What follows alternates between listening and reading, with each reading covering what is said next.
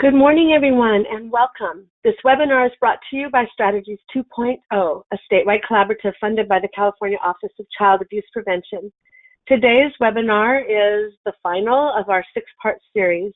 This is session six of Are We There Yet? Conversations to Help Navigate Parenting. And this webinar is scheduled from 10 until 11:30.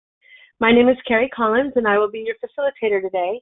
So my role is to introduce the topic and the presenter, keep track of time, and help the presenter and participants in any way that I can.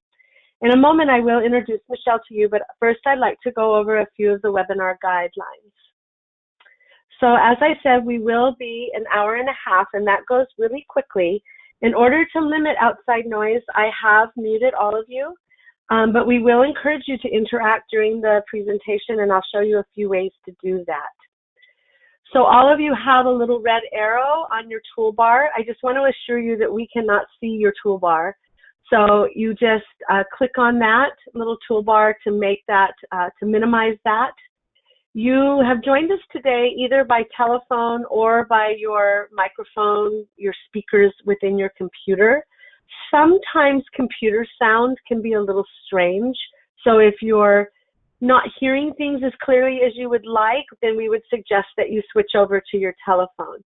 If you do switch over to your telephone, there is a number that you enter, an access code that you enter, and also a 2-number PIN along with the pound sign. So if you are joining us by telephone, it's really important that you enter that 2-number PIN and the pound sign. Otherwise, we would not be able to unmute you if you wanted to participate in the presentation today. You all have a chat box. Hopefully you can see that. In order to test the chat box right now, why don't you all go ahead and type in, if you currently are a parent, a guardian, a caretaker, a grandparent raising grandchildren, go ahead and enter the ages of these children that you are helping to care for. And this is how we can determine that all of you have a chat box and that it's working correctly. There we go. Great. This also lets me know that you can actually hear me, so that's always a good thing. My colleague Alma Tovar will be managing the chat box. If you have any questions about strategies or you're having any difficulty with getting into your presentation today, just go ahead. There, Alma says hi to everybody. Go ahead and let Alma know what's going on. Other than that, Michelle, our presenter, will also be manning the chat box to answer any of your questions or perhaps to be calling on you in the process of today's presentation. So good. This is about, helping to coach with your work that you do with parenting, but we also want this presentation to be a little bit about you. So as we go through it, you'll be able to see how this applies to your own life and what you do, and then that will help you then transfer that into the work that you do with parents and families. I've muted all of you, so you don't need to worry about that. We also have a hand raising. I hope that you can see that. So if you have a question, you can raise your hand. If you don't mind being unmuted, we can actually unmute you, and then you can ask the question directly to Michelle. I know at a couple of parts in today's presentation, Michelle will be asking for some volunteers to actually practice coaching sessions, and we want you to know that this is really safe for you to do this. I've done it a couple of times myself with Michelle, and I always walk away with a lot of really good information that I can use in my own personal life. So this is Are We There Yet? Conversations to Help Navigate Parenting. But before, and also there's a little plus sign for your materials. I've uploaded some materials for you. Hopefully you've already printed those out. We also sent those to you via email this week. So these are the materials that Michelle will be referring to in the process of today.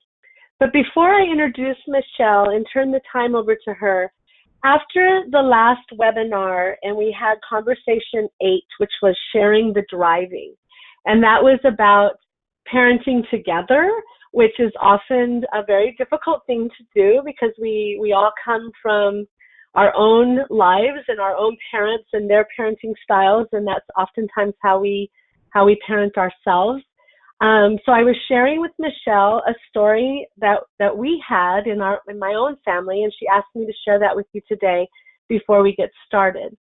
So many of you around the state might know me. I'm Carrie Collins. I'm a trainer and consultant with Strategies 2.0. We are the very proud parents of 4 adult children, all in their 30s at this point. But that means that I actually had 4 children under the age of 6, and I also had 4 teenagers at one time. And it was during those teenage years that I thought it would be a really good idea to go back to school to get my bachelor's degree. And my husband was very, very supportive of that. And oftentimes I would stay at the office late to do my homework because, as you can imagine, in a household of 4 teenagers, there was a lot of action going on here at home, and it wasn't always conducive to me to do my studying and my homework. But when I would come home, my children would always kind of tattle on their father. You know, Dad did this and Dad said this, and, you know, and so then I went in kind of with my hands on my hips to kind of scold him about how he was parenting all wrong. And he took that for a while until one day he said to me in his very quiet and sweet way, you know, Carrie, you kind of think that it's your way or the wrong way. And I'm parenting these children the way that I know how to parent, and I'm not hurting anybody. And, you know, it's really dividing the two of us when you kind of take their side and everything and come in and tell me everything that I'm doing wrong. And so I really had this light bulb go off in my head, like, oh my gosh, what am I doing here? You know, and it's really important that we are on the same team. So when you talk about sharing the driving, you know, that journey of being parents is a very long journey, and there's a lot of windy and twisty roads and bumps, and sometimes we can't see what's ahead of us. And so we use a lot of humor in my family.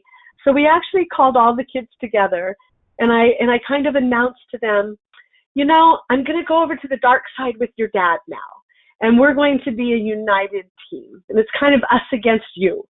So if you have a problem with your dad, I'm going to need you to take that up with him and not hold on to that until I get home. And it was really a pivotal change in our relationship as a couple, and even in the eyes of our children, to know that we were a team in this, and that they couldn't play one parent against the other. And I learned that I had to trust him. I had to trust him in his parenting style and let him take the wheel and do the driving for a while he was supporting me to go back to school. So that's just a little bit of my story. And, you know, we're still hanging in there with almost 38 years of marriage, and our children are great and they love us. And now we're enjoying watching them parenting our beautiful grandchildren. So with that, I'd like to introduce Michelle to you today. It's my pleasure to have gone on this journey with Michelle over these last 5 sessions, and now concluding with session number 6. Michelle has taught early childhood and family study courses at the college level for more than 22 years. Prior to teaching the adult learner, Michelle was an infant toddler and a preschool teacher. Additionally, Michelle is an experienced parent educator, certified in a variety of parenting programs. For over a decade, Michelle has facilitated parenting groups and provided individual parent coaching, more recently using a parenting journal coaching tool that she authored, Are We There Yet? Conversations to Help Navigate Parenting.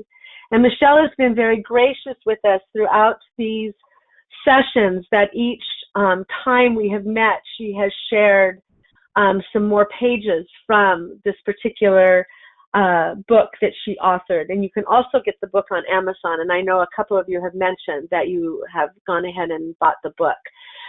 So at this time, I'm going to give her the presenter rights so that she can carry on with this slide presentation. I have made her the presenter, and I'd like to welcome Michelle. Thank you so much, Carrie. I really appreciate that, and I appreciate your story. I know we had the opportunity to talk about that last time, and I'm actually going to reference it in a couple of minutes as an example, so thanks. And thank you all the participants who have joined us on a Friday morning to wrap up this series and to dive more deeply into our last two conversations. And I know that participants, some of you have been on all of the calls, others have joined for one or two perhaps, and caught up using the Strategies Library where these conversations are archived. Whatever the case may be, I know that you have seen the slide that I just brought up a number of times, and so I'm really going to count on you on this call to or challenge you to reflect on what you've learned over the course of our conversations and to participate in that way. So you'll have an opportunity to show off your knowledge, which I think really will solidify that knowledge and cement your learning in a really positive way. So that's my intention today, to wrap up the conversations, going over conversation 9 and 10. I'd love to read the ending of the book to you that I have in front of me, but also see what you've learned over the course of our session. So I'm going to invite you with this slide.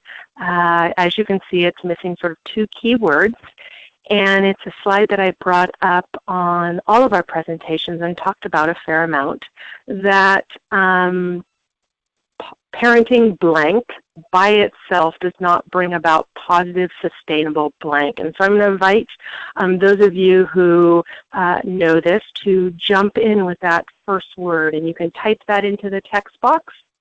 And I'm going to look for some people to go ahead and type that word, parenting what? This will warm us all up on a Friday morning and get us going. So what is it? What by itself does not bring about positive, sustainable, and able to fill that in? Okay, we're going to go to the slide, recognizing it is Friday morning and I'm still halfway through my coffee, so you may be just starting out. We know that parenting information by itself does not bring about positive, sustainable change. And that really is the foundation of my coaching work. That there has been, over the 10 to 12 years I have been coaching, a growing awareness that it is not enough to teach a parent a concept about parenting. We have to find a vehicle. We have to create a way for that concept to embed itself in the parent's life. And that most often requires two things: self-awareness, and then sort of small steps of change, incremental change. And so reflecting back on Carrie's story and thinking about that, her story about learning to share the driving, learning to co-parent. First there was that piece in terms of self-awareness, that she became aware that she was micromanaging the parenting, and that by doing that, she was really taking the power away from her husband to find his own unique style of parenting, and that he was a safe parent doing it in his way. So there was the self-awareness of the situation that she had created. And then the next piece that we heard really clearly was seeing it as an opportunity to change. And she did that in the way that they both made an agreement with one another and then presented that agreement to their children. So when we move beyond just parenting information and we use a coaching framework, we support self-awareness, we grow self-awareness, and we engage the parent in a process of change. And that's really essential for parents to get closer to their imagined idea of parenting, or how they want things to be different within their home. So we did, over the course of these conversations, we've spent a fair amount of time on the coaching process and thinking about it as these three steps, as this framework with 3 steps. And so I challenge you perhaps to think about what those steps are. And so in terms of, that first step, what's that word that I'm looking for? I invite people to participate in terms of filling in the blank.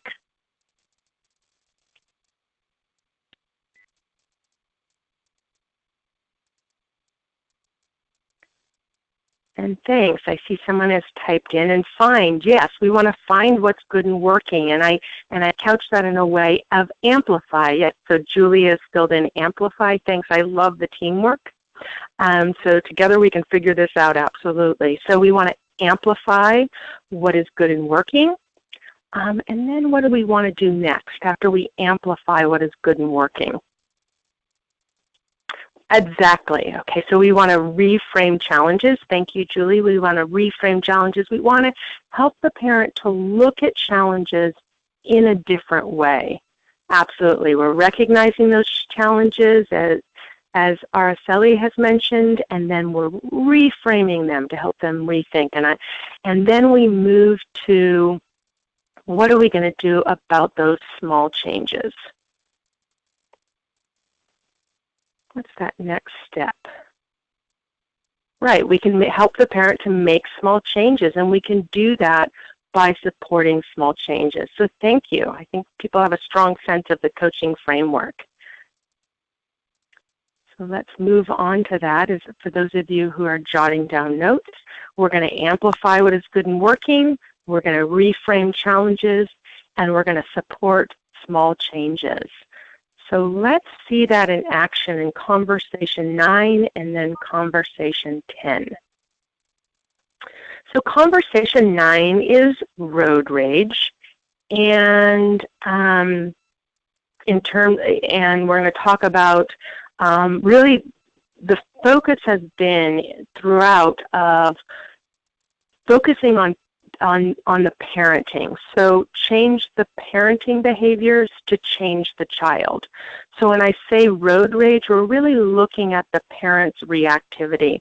And it's interesting, I did a parenting support group yesterday, and this seems to be a reoccurring theme, but we started with that first conversation, for those of you who are on the call, that very first conversation about packing. So understanding how our childhood presents itself in our current parenting. And we were having that conversation, and again, what many of the parents in the group sort of recall is their mom's reactivity. That whether that was letting things, grow till they got to a tipping point, and as these participants said, mom losing it, or mom yelling, they really remembered mom's reaction to situations, and they wanted to challenge themselves to do that differently, to not react in the same way. And so I think this conversation road rage, or I know this conversation road rage, can really support growing the ability to react in a very different way, or at least more often than not react in a different way, and I think that's always the goal. So as you know, with these conversations, whether you use the journal or not, and it's certainly not, not essential to have these conversations, we can have conversations about reactivity from our own experiences, from articles we've pulled up, from the parents' experiences. So we can talk about this with or without the journal reading, but we want to hit on some sort of key elements. And the first being that reacting to our children is normal. So while normalizing reactivity, we also want to recognize that yelling or threatening or punishing, moving into punishing, is often a normal response in parenting. Parenting challenges us in a way that other things don't, but it isn't helpful. It's not helpful for the child, but it's also not helpful for the parent's well-being. Most parents express regret or remorse after they move to that sort of reactive place. Parents don't feel great about that reactive place, and so it's not helpful for the family. in general. And it's not just moms that react, although I've been using that for my example. Dads can be very reactive as well. Okay, so we want to normalize it while inviting the parent to look at other ways of handling situations. We also want to help the parent to understand that negative reactions might come from fear and uncertainty. And this is a really great opportunity to explore with the parent what that might be, and to even have them gain self-awareness around their own fears beneath the reactivity. So going that layer deeper than just the reaction. And I know in my own experience that I tended to fast forward. So believing that our children's behaviors at the time, how my 3 or 4-year-old is acting, that's who they'll become. So my child will always be irresponsible, or my child will always be selfish. And I call that with parents fast forwarding. I know, having taught preschool for a very long time, it wasn't something I found myself doing in the preschool classroom. I tended to take the behaviors or the misbehaviors that were occurring at the time as sort of having meaning in the present, not what will this look like when the child is 22.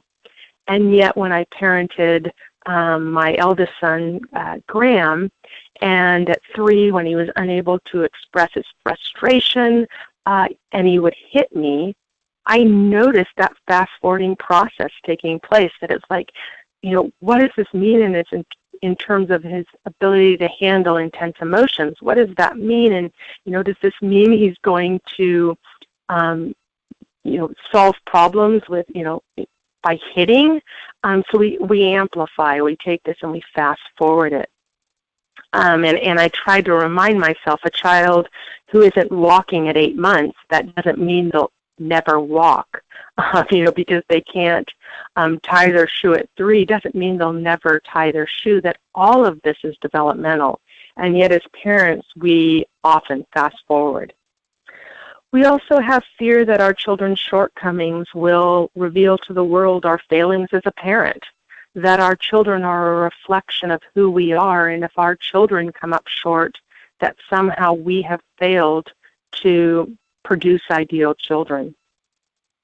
We also, fear emerges that, when our children are like us, we imagine they're going to have the same painful experiences we had growing up, that their shyness will, feel as painful in elementary school as it did for us, or their assertiveness will lead to the same problems that it did for us. And so we imagine their future as if it were our future. We fear that our children will make the wrong choices, and we try to avoid the disappointment that those wrong choices will bring by intervening, by stopping those wrong choices because of our fear. And we also fear that our children's angry words are a rejection of us. And so all of that, when we dig beneath the reaction, we may find many of those fears and uncertainties, and just the self-awareness of that can be essential in the process of helping the parent to react in a very different way. So to manage our own negative emotions, we try to control our children. So these fears produce anxiety. And to cope with anxiety, we control. We control our environment, we control our children, or attempt to control our children as a way to minimize that anxiety, to reduce the anxiety. And sometimes we choose the same reaction so often, such as yelling, that it becomes a habit. And so we can look at that as well, of what that sense of control gives us, why we move to control, how reacting has become habitual. And so we can instead shift to what we can focus on in terms of what we can control.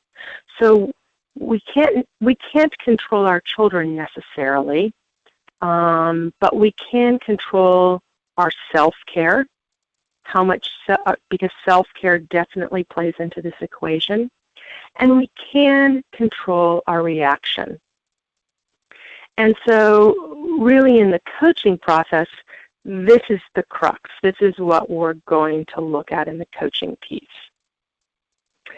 And lastly, and we'll go back to reaction, but lastly, when we handle our emotions in a healthy and constructive way, by learning how to soothe and calm ourselves, we show our children how to manage their intense emotions and respond in a way that's fair to everyone. So we can also impress upon the parent the role of modeling in terms of reactivity. So let's go back to that place in terms of we can't control how he or she acts, only how I react. And so the other sort of piece of the teaching is a process that sometimes I label slow and low, but it's slowing down our reaction. So it's deliberately slowing down and creating a pause between our child's behavior and what follows. And we know that breath can be a powerful tool to soothe our heightened emotions and to provide that space we need to begin to calm. And so a technique that I share with families is to use that breath to repeat a silent calming thought. And this is one example of a silent calming thought. I can't control how she acts, only how I react. I can't control how she acts, only how I react. And I have very vivid memories of using this very line in Trader Joe's when my son was having a I had a cart full of groceries, and my son moved into sort of this huge tantrum, and I was in line, one person back, and all I wanted to do was get my groceries and get out of that store. And the best way I could do that was to manage my reaction. I knew that I couldn't control my child in that moment. He was done. He was tired. He was probably hungry. We needed to get out of there. So I couldn't necessarily control how he was handling the situation. I could only control my reaction.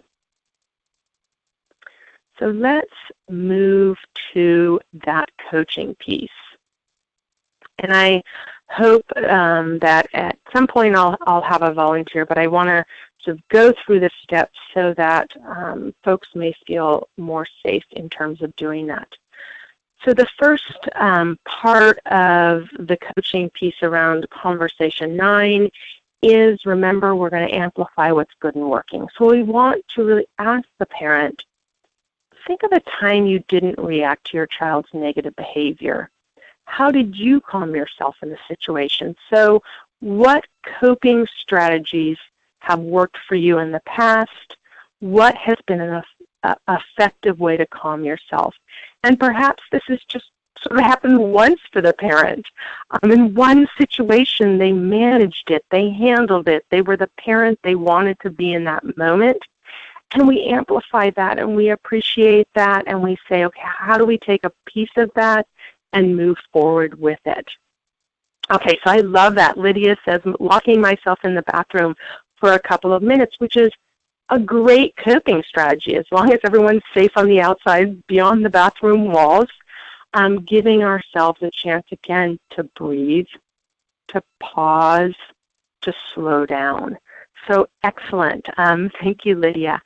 So we're going to move from that to then identifying a child behavior that you as a parent may have a strong reaction to. We're going to look at the feelings or fears or uncertainties beneath that negative reaction. And then what would be an effective self-calming or self-coping or coping strategy that you would utilize? So wondering if I have any volunteers who want to go through the situation. And I'm thinking that it doesn't even necessarily have to be a parent-child relationship, an intimate partner relationship. We can be very reactive. So if anyone wants to do it in terms of with their partner, And on that note, we've talked about we are not therapists. We are not counselors when we're in the role of parent coach. That we may need, if the parent is immobilized by their fears, if talking about their reactivity creates a lot of pain, and if there are a lot of triggers there, we may need to suggest that this is more of a therapist conversation right now than it is a coaching conversation. We can coach at the same time, perhaps they're seeing a therapist, or they may need to take a break from the coaching and talk with someone about their feelings, their fears, their uncertainties. Perhaps this conversation will bring up a lot about a parent that they had that was very reactive. It might bring up feelings around abuse that they experienced, or cruelty from a parent that they experienced. Often parents with substance abuse are extremely reactive, and so it may bring up memories of that. So that's when we may need to pause in our parent coaching and encourage that parent to seek counseling or seek support from a licensed professional. And so as we move into talking about, I encouraged you to volunteer if you wanted to talk about perhaps reacting to a partner, which reminded me we also aren't marriage therapists. So we had that conversation last time, Share the Driving, where we're exploring how sometimes parenting beliefs collide, and that there is a way that we can reframe that challenge and support the parent to make changes, which is what we really saw in Carrie's story earlier. But we also, when we see that there are problems within that intimate relationship, that parenting partner relationship, it may be an intimate relationship, it may be a co-parenting relationship where the parents aren't living together, or they're divorced or separated, they also might need to be referred to a marriage therapist, a licensed professional who can work with them on their relationship. So again, we may need to pause in our coaching process, or we may be able to work that at the same time. But just again, a word of warning that we are not therapists, licensed marriage and family therapists. Some of us may be in terms of having these dual roles, and then we just need to be cognizant of what role we're in and really staying within the parameters of that role. Okay, enough said about that. So let's talk about this first step. Anyone through a hand raising willing to jump in and go through this with me?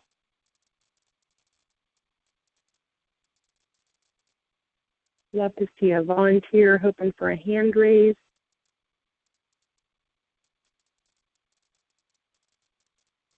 Otherwise, we'll have to get Lydia out of the bathroom. Out of the bathroom only because she said that's where she calms herself. Okay. Lydia, may I call on you?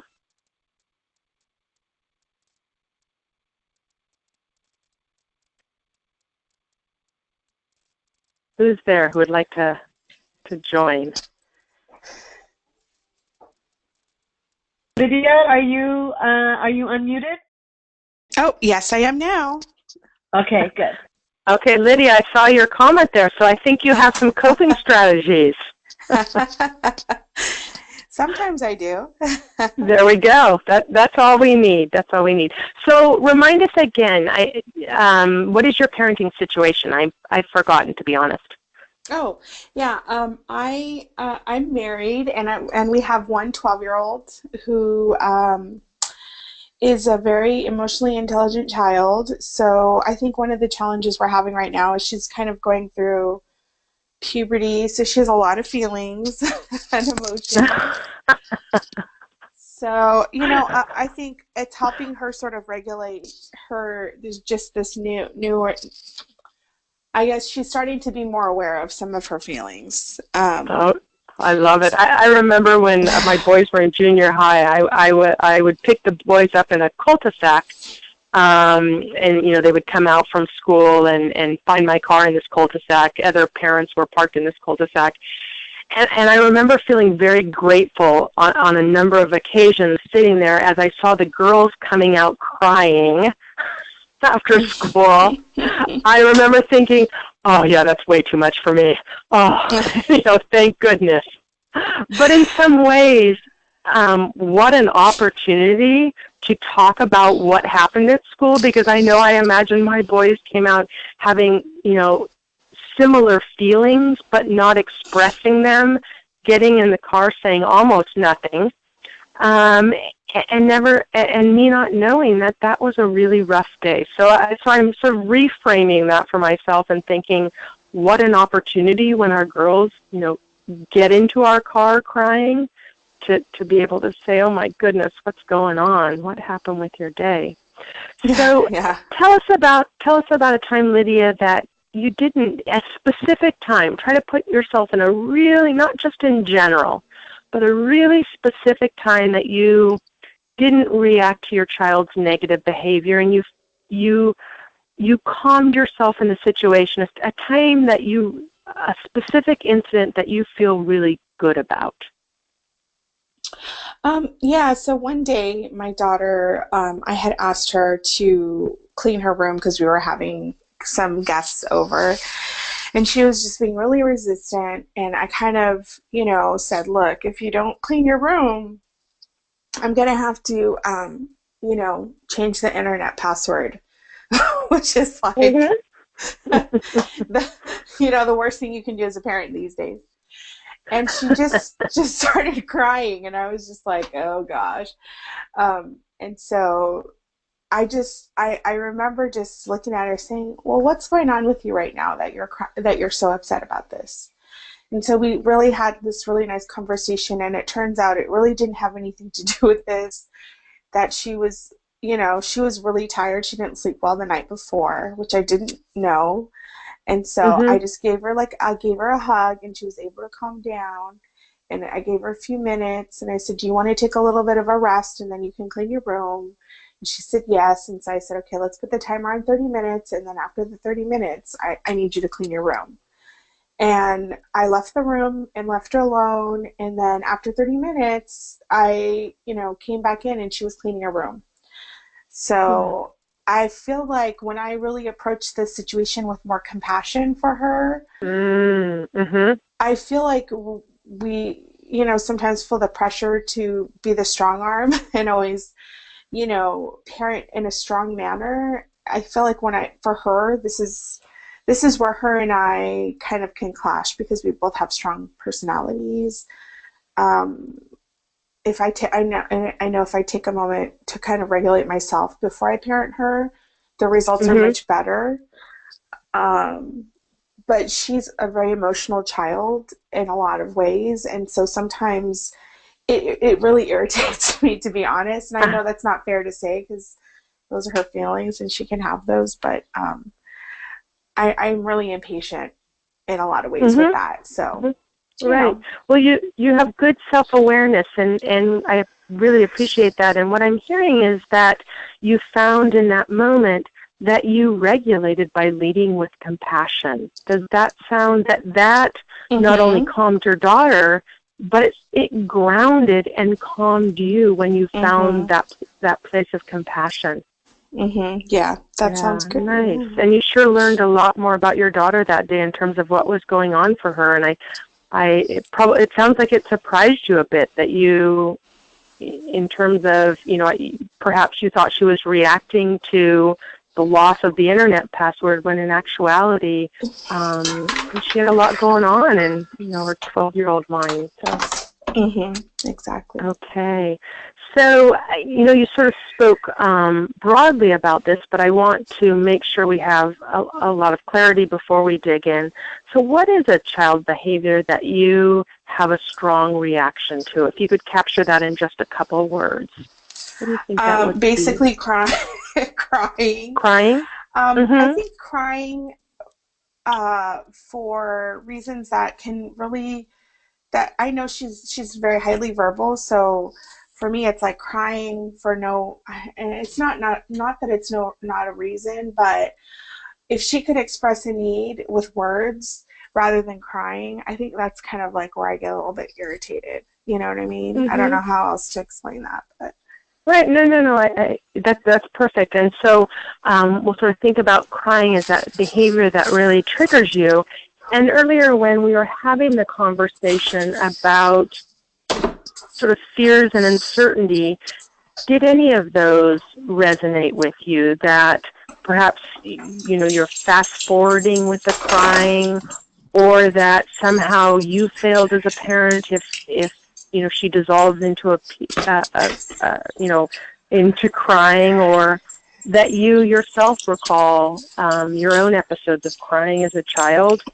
Is it her disappointment and pain that's sort of hard to live with, or what do you think in terms of why is the crying something that is difficult for you? um,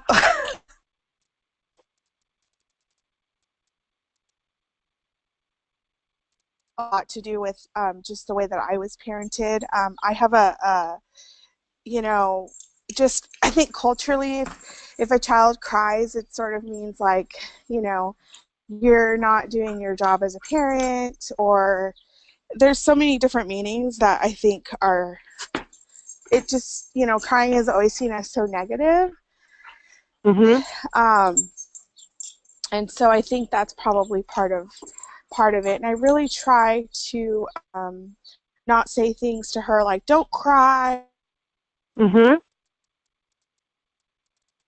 Right, and it sounds like you There's, have really, really good self-awareness about not leading with messages or shaming her about the crying. So you have that awareness that you want her to be comfortable with crying, and yet there's that conflict within you that, of not quite being comfortable with crying. yeah, yeah.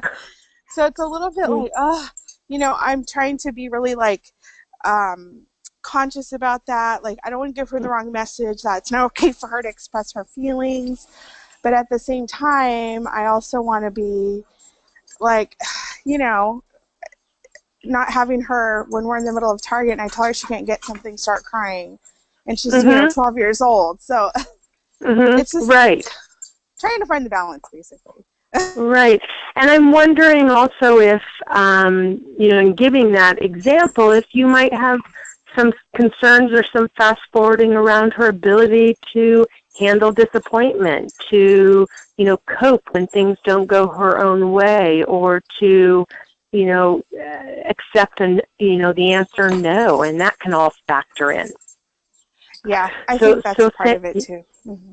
Yeah, thank you. And this is a good opportunity to say, we are spending just moments on these sort of 3 questions. When I coach parents, I will spend an hour. So typically my coaching sessions are 45 minutes to an hour, and I spend the entire hour on one conversation. So when Lydia shared, the time that she really managed an intense situation, we might spend 15 minutes exploring that and unwrapping that. And similarly, there are so many places that, for conversations to be had in terms of Lydia's experience with crying growing up. What messages did she get from her parents about crying? What crying means to her.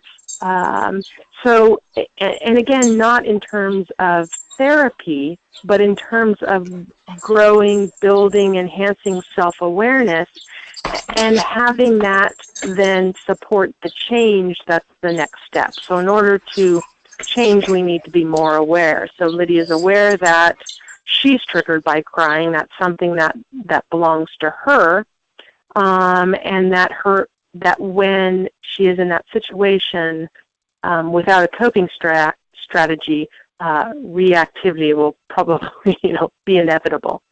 So just to know that this is about an hour long, or 45 to an hour long minute conversation. So thanks for doing the Reader's Digest abbreviated version.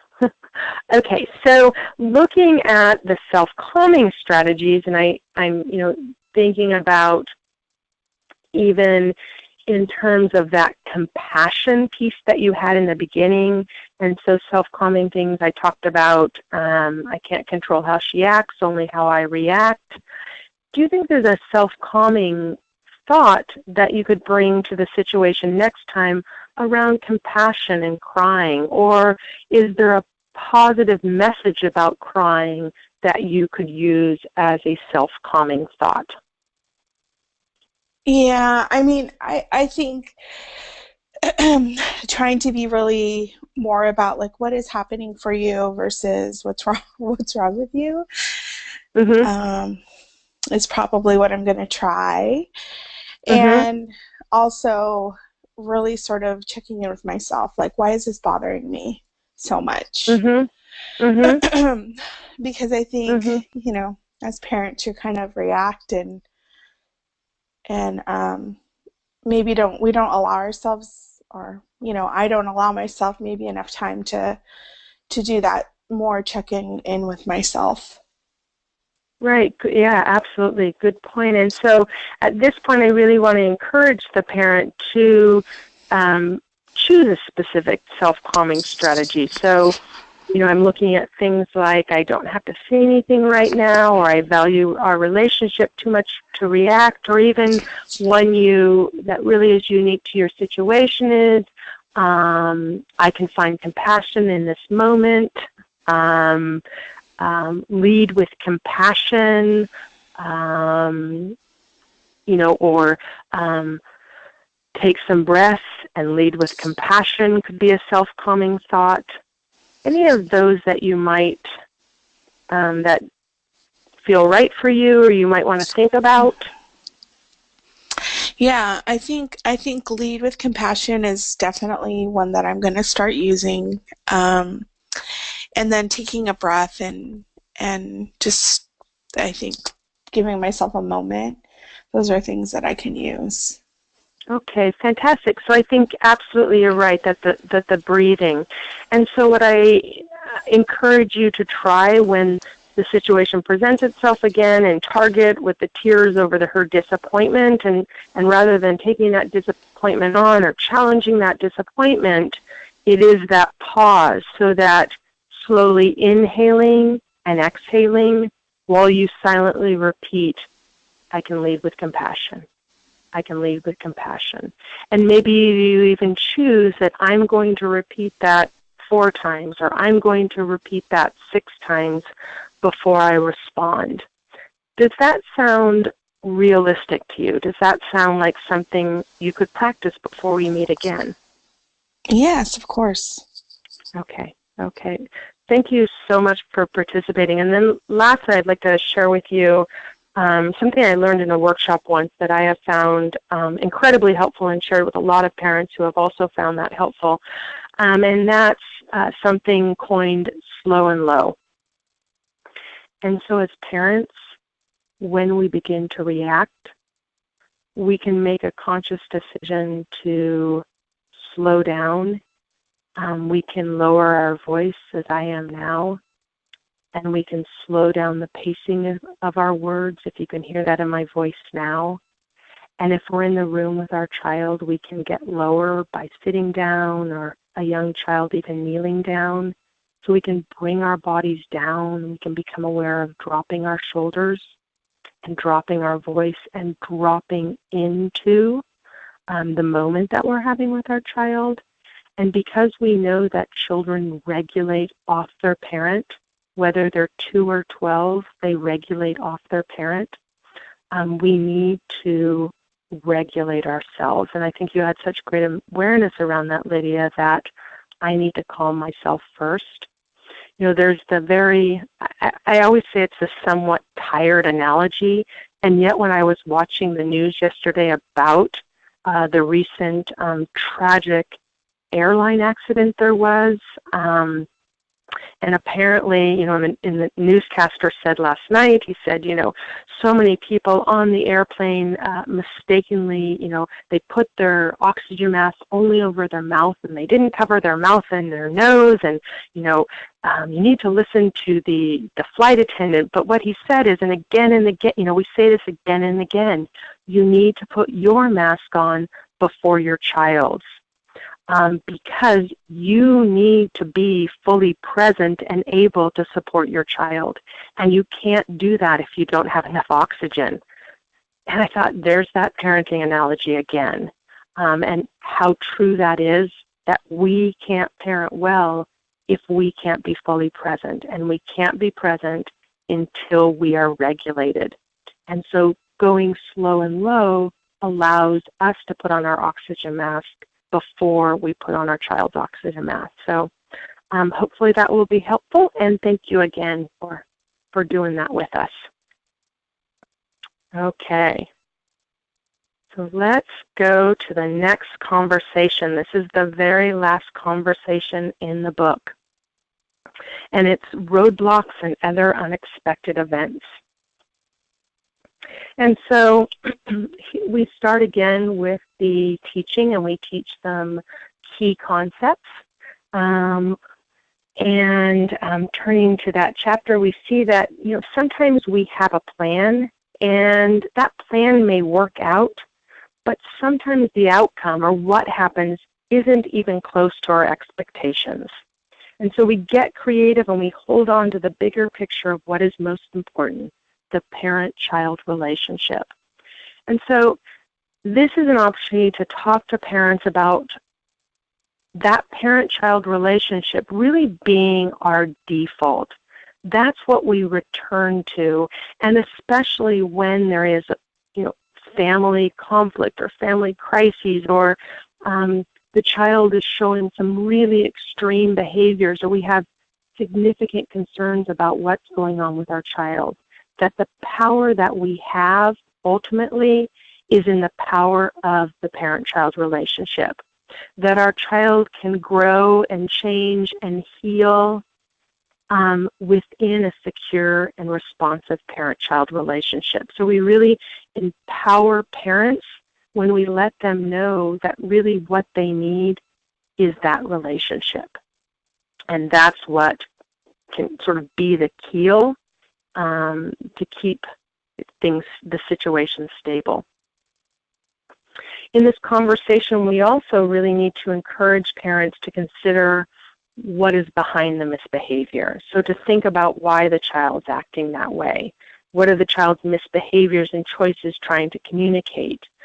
Perhaps what does the child want, or maybe the skills being asked for haven't quite developed yet, or the child needs maybe more attention, or the child needs more shared power.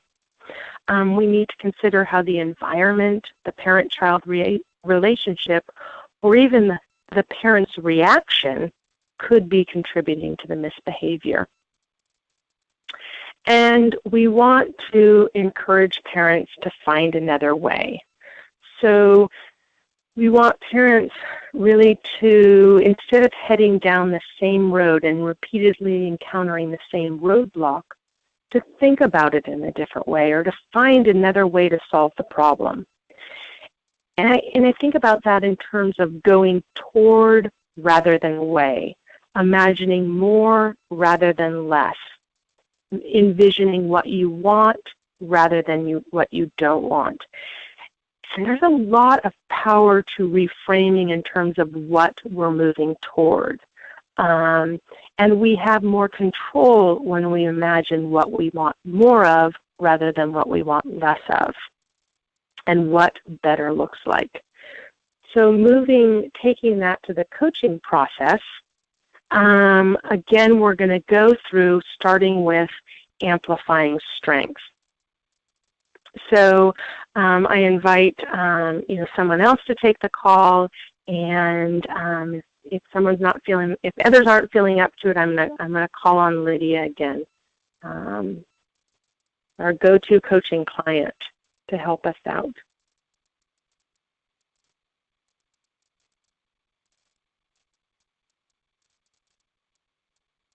So Lydia, want to jump on the call again?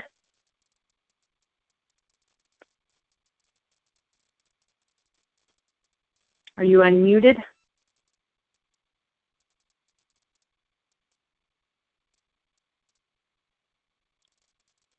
Lydia needs to unmute herself. Yeah.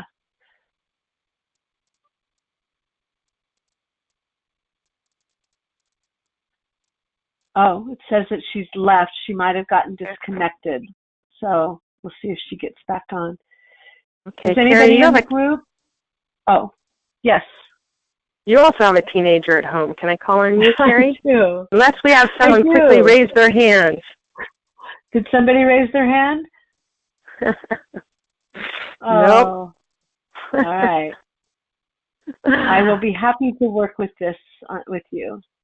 Okay, so I think it's, again, always important that because we want, with the families that we're working with, the parents we're working with, we want to focus on the parent-child relationship. And so this is a great start to that conversation. In whatever conversation you're having with parents, I really encourage all of you as parent coaches to begin the conversation with questions like, what is something about your child that you enjoy?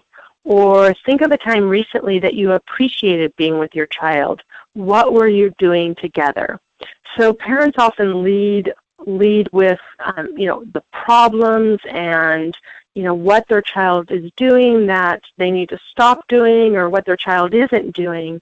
And I think it's important to allow the parent to appreciate and enjoy that relationship for a moment. And I think then the conversation that follows will be much more productive. So Carrie, whether it's actually your grandson's name or not, can you give a name so we can sort of have something to sort of grab onto? What name should we use in talking about your grandson? Well, his name is Billy. Billy, okay, so we'll talk about Billy. Can you tell us something that you enjoy about Billy, one of Billy's strengths? I enjoy that Billy likes hanging out with us, that he'll just come in our room and plop on the bed and watch TV with us or join in conversation. He's really good at teasing and sarcasm, which you have to if you're going to be a part of our family. So just his whole personality. Right. Which, if you all recall, Billy is 16 years old. So while that is certainly, typical for a 2-year-old or an 8-year-old or even a, 11, 12-year-old, we really, when that's happening with our 16-year-old, that's big. Oh, that is big. That says something about family dynamics. So absolutely. Is there a time recently, I know you talked about sort of times in general when he's hanging out with you, but what about a really specific time recently that you appreciated being with Billy? And what were you doing together? What was in that moment that you're choosing to share that encounter?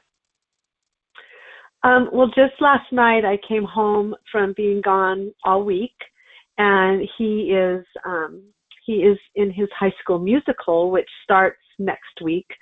And so as soon as I came home, he wanted to get me all up to date and to everything that was going on, and do I want to buy a t-shirt? And, so he just really wanted to engage with me almost instantly, like before I even put my suitcase down.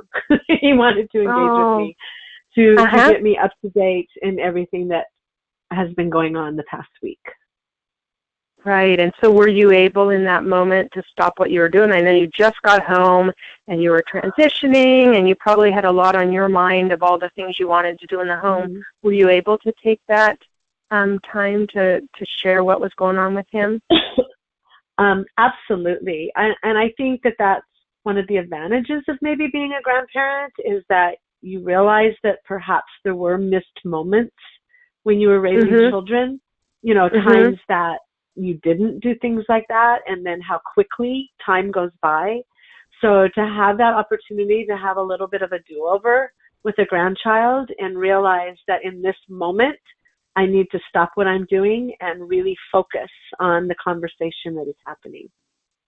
Nice. So It's good to have a situation that you feel really good about, and also to have the self-awareness of what was it about that situation. I think it was that both he was excited to share something, and you made the place, the space, and the time to be fully present in that sharing. And I'm going to guess that, sometimes it feels almost overwhelming. I'm transitioning in, or I have so much to do, when in actuality, it was probably a relatively brief period of time that, he wanted to share, and then he probably moved on to another activity. And you were able to do what you needed to do. Absolutely. It's almost like you were here, Michelle. That's exactly how it happened. And it really does take very little of your time, to just in that moment to stop and, unpacking the suitcase and starting a load of laundry. Like, all of that can happen later, so just stop what you're doing in that moment and focus, answer his questions and share his enthusiasm, and then you can move on. So. Right, and that could even become a self-calming thought. Perhaps our reactivity is when we're feeling like everything and everyone is demanding our attention, and it may be a self-calming thought of, that enjoy the moment that's, happening right now. I think, and assuring yourself that other stuff can wait.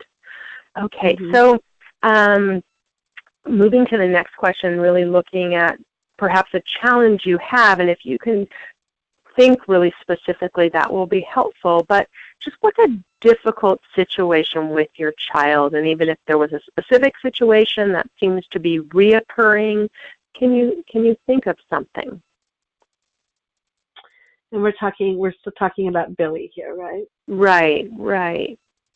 Sometimes it is getting him to express what he's feeling in that moment. Like, I can see that he's frustrated or angry or upset, or I don't know. And sometimes it's like getting him to say, what are you thinking right now? What are you feeling right now? What's happening here, so that I can work with this a little bit better.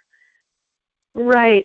And if he is not expressing in sort of healthier ways what he's feeling or what's happening to him, what does that look like? Does that look like anger? Does that look, on his part, does that look like frustration? Does that look like a wall? It looks mostly like frustration. That he's visibly with frustrated. A little bit of a wall, like, the one word answers, are you okay? Yeah, or just, what's going on? Nothing, so it's making sure that you come up with the right questions to maybe get a little bit of a better response. And also like respecting that moment that he might even want, that he might not even be ready to talk about whatever's happening. And so my own impatience, like, let's talk about all of this, because we do have such a great relationship, and he does talk and he does share. So when the shutdown is happening, it's wanting to like really quickly get through that so that he'll open up again and talk to me again. Right. So good self-awareness around that. So often within, this is just a general comment about parenting, often with the parents we work with, they can clearly identify what's not working, what they want more of or what they want less of in terms of what's not working. But then the next step is to take them to, I clearly hear the problem and your concerns. What does better look like? What do you want more of in that moment that would help to create that better vision? So, Carrie, can you think about in terms of, I understand sort of that shutdown that he does, and that probably brings up your own emotions of being shut off and feeling a bit unable to help him or reach him, and perhaps even some fears around his ability to maturely handle his emotions, or what will this look like in his intimate relationships in the future. what does better look like for you? What, if you could imagine what you would like those situations to look like, what would they look like? And I wouldn't even necessarily say, that better looks like, we always have this really open communication and he always wants to share with me. To me, better would look like him even being able to express, Bubby, I just kind of need a moment, like even be able to let me know, like, this is not a real good time to talk right now. Like, would that be okay if we just waited till later, and maybe that's like asking a lot of a 16-year-old, because I don't even know if sometimes as adults we do that well, like really letting people know, I just need some time to kind of process and think, and then I'll check in with you. I don't even think as adults we do a real good job with that all the time. So, but obviously it would be just kind of, I want him to know that he has the right to, he doesn't have to talk every minute of the day and share everything, that's okay. And then even for him to be able to say, I just kind of need a moment to just kind of think and process. So. Right. So, so much richness in this, because we started in our early webinar, conversation 2, mapping our route. We started with identifying qualities that we want for our children and matching our parenting behaviors with those qualities. So, not to put you on the spot, but I'm going to. That ability to say, hey, I need a moment. What is that quality, do you think? Is it emotional maturity? Is it self-awareness? Is it emotional self-awareness? Yes, and it's even looking back at that first thing, when we're packing, and it's remembering our own childhoods. And sometimes my mother and I would get into some pretty heated arguments, verbal arguments, and that was something that I did not want to do with my own children. And when I found myself getting into that, I actually would say, I think we need to stop. I think we need to take a time out, and we both need to cool down, and then we'll get back to this later. So it was something that I tried to model. Not always successful, but did try to model with my children so that we didn't have these really heated arguments that I had with my own mother. So, and I certainly, I don't know, am I answering your question? No, this is great. So again, just a reminder for all participants that we're taking a 45-minute conversation. We're abbreviating it, but you can see how much there is to explore with Carrie in terms of her awareness. And she is a grandma now, so she has tremendous self-awareness about parenting, but her awareness around the situation with Billy, and how it's not only what it's not only what Billy's bringing to the conversation, that she's bringing a pretty full suitcase to the conversation too.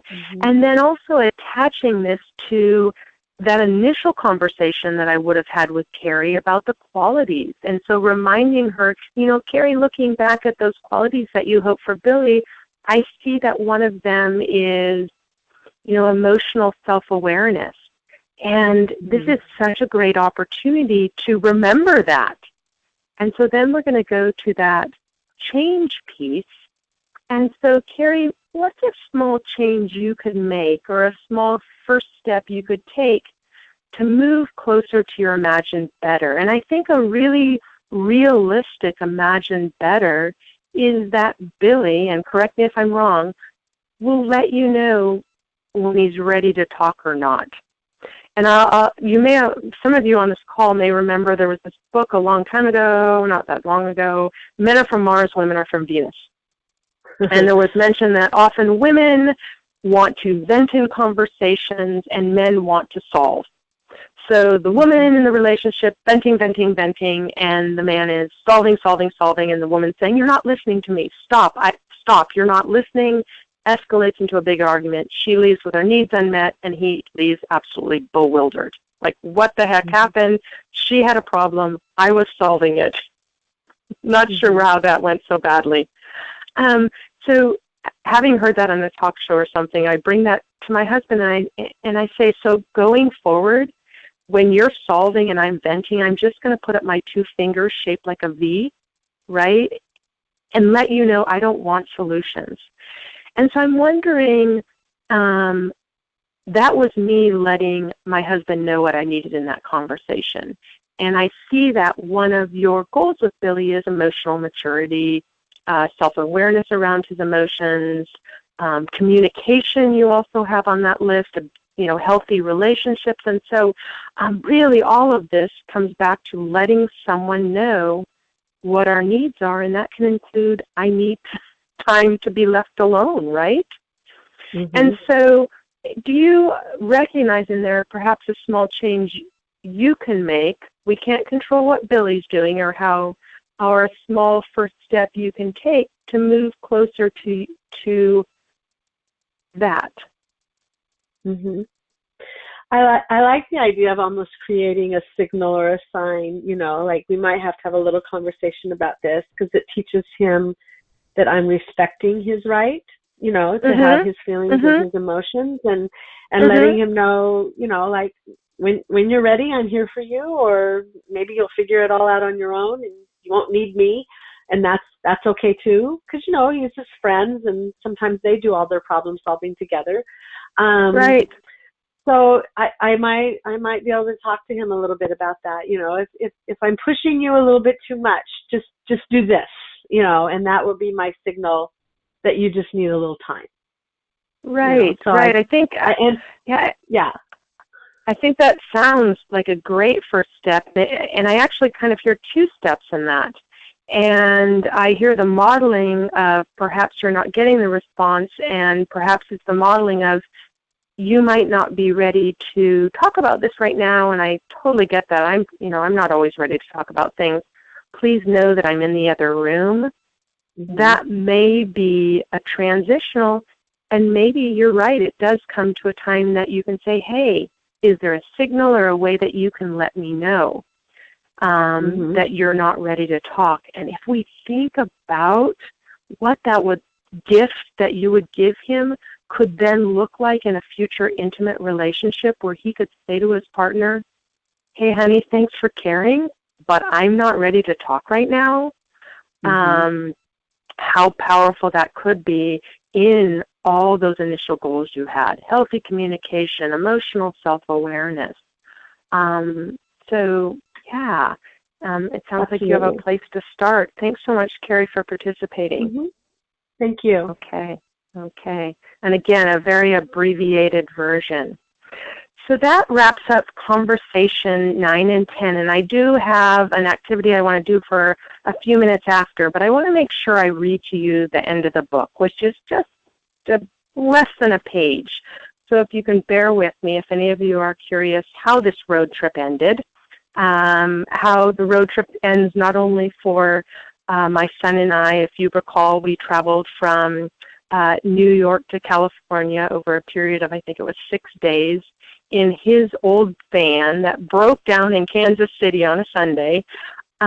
We traveled to California when he was 18, and that really inspired this parenting journal that I wrote. So, if you're curious how that trip ended, but also how the journal ends, I'll share with you if you'll bear with me for just a minute or two. And the final conversation is called, Are We There Yet? On the road trip with my son from New York to California, the classic road trip question, are we there yet, meant many things. Often the question was asked about daily occurrences, a much-needed bathroom break or meal. Are we there yet was also asked in reference to places that marked the passage of miles, the world's largest rocking chair, the Gateway Arch in St. Louis, and the historic district in Amarillo, Texas. Eventually, are we there yet referred to the conclusion of our cross-country road trip, that bittersweet moment when we would arrive at our home in California and our road trip would be over. Parenting is made up of small arrivals too. events that mark the passage of time, celebrate another year, and sometimes offer a sigh of relief, a toddler's first steps and the end of diapers, the first day of kindergarten, the last day of high school, and all the birthday cakes in between. Parenting doesn't have an ending point, a place that marks the conclusion of our journey. As parents, we will continue to worry, offer unsolicited advice, and stay vested in our children's choices, all the while knowing we have prepared our children to travel the road ahead on their own and in their own way. So thank you, everyone, for listening to the journal. And I'd like to, before Carrie wraps up, I would like to spend about 10 minutes in review. I think this will help you with some of the core coaching concepts that we've covered over the 6 sessions. So let's move into that. And referencing, for those of you who did not catch the earlier conversations, they are available in the Strategies library. And so you can always go back and listen to those. But here are some review questions. For those of you who prefer anonymity over volunteering, or even typing in the text box, we have an absolutely anonymous quiz. All you need to do is just click on the answer that feels right for you, and Carrie will get those answers, and then we'll talk about it briefly. So let's get started with the first review question. So the 3-step coaching process is designed to support A, parenting strategies, B, learning, C, change, or D, the coach's vision for the parent. So go ahead and click on your answer. I'm going to assume that the poll is coming up for everyone unless you let us know in the text box. We're going to assume that we're getting answers and folks are able to participate.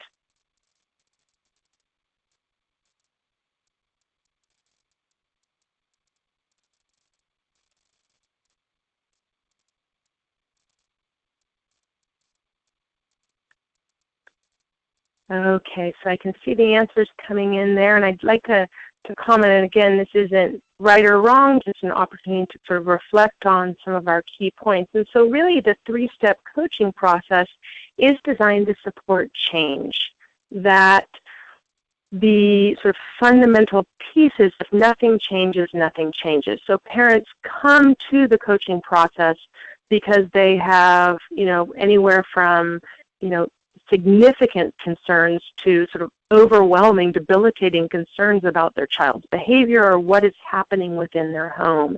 And so in order to address whether that's the child's behavior or the function of the home, change needs to occur. We focus on parenting changes, but change needs to occur in order to begin to see a significant difference. So we are focused on change. We are there to support change and hold the parents accountable for change.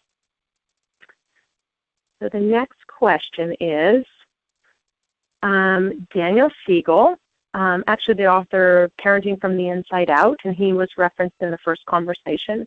One of the biggest predictors of how we will do as parents is our willingness to A, make sense of our own growing up years, B, read parenting books, C, ask experts for advice, or D, follow our child's lead. So I have launched the poll. So Michelle, you can't see the poll from your computer? I can see it. So there it is right there. Good. Absolutely. So we see that folks are going with make sense of our own growing up years. And yes, I think many of you who participated in our first webinar, we really looked at that with packing, that we need to create a coherent narrative. Those are Daniel Siegel's words about our growing up years, and make intentional choices of what we want to bring to our own parenting and what we don't want to carry anymore. So thank you.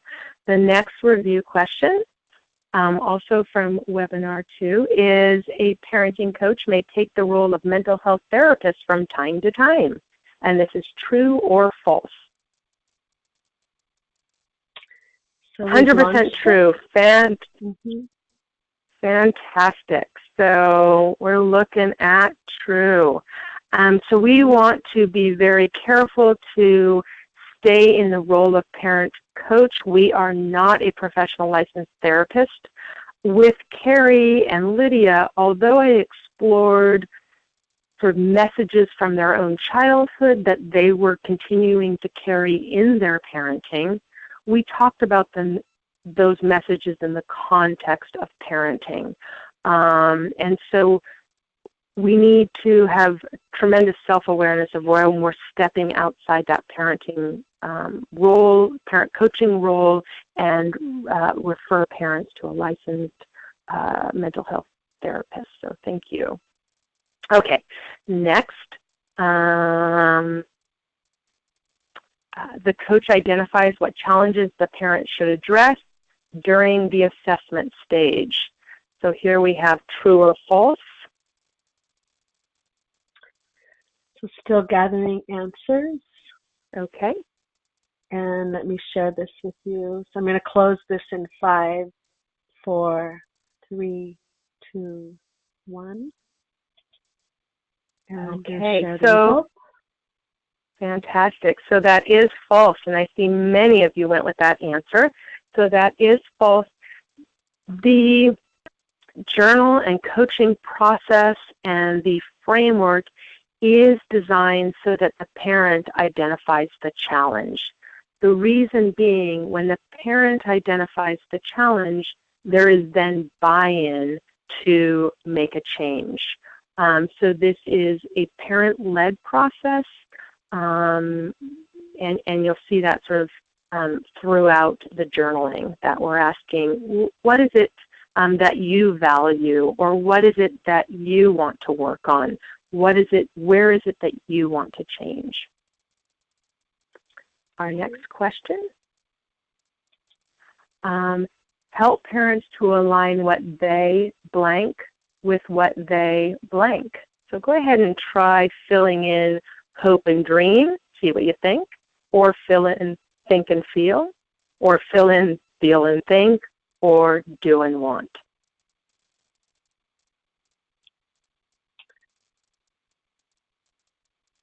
So we've got a little tricky in the wording going on. Let's see. I'm going to close it in 5, 4, 3, 2, 1. So I'll close it and I'll share the results. And absolutely, the majority went with do and want. So we want to help parents to align what they do with what they want. We want them to help align their parenting behaviors with those qualities that they're trying to support in their children. Okay. I'm impressed with your knowledge. Clearly you have been on these conversations and have participated. So this is great. Let's go to the next review question from webinar 3. So the coach helps to keep the parent accountable for the small changes that the blank has identified. So does the parent identify the changes? Does the coach identify the changes? Are they identified in the parenting journal or by the expert? So go ahead and vote. We have many of you that are voting. That's great. So I will close this up in 5, 4, 3, 2, 1, and close it, and I will share it. Absolutely, the parent. So this is, again, parent-led. The parent identifies their strengths, the parent identifies their challenges, and the parent identifies the small changes that they want to be held accountable for. We are there to coach and to support. Okay, so how about this? If nothing changes, nothing. And go ahead and vote. Great, I see the answers coming up. 53% of you. Good, you guys are getting on and voting. That's great. So I'm going to close this in 5, 4, 3, 2, 1. I'm going to close it. I'm going to share results. Right, so I see happens and changes, which essentially gives us the same message. If nothing changes, nothing changes. And so we need to support change, hold the parent accountable for those changes they've identified. Okay, this is good. I think everyone can pat themselves on the back when we're done with this, or a job well done. Better parenting starts with discipline from within, immediately, or from the ground up. Okay. It's fun for me because I get to see the results before you all get to see the results. So far, so good. I'm going to close it in 5, 4, 3, 2, 1. I don't think you're going to be surprised by this. There we go again.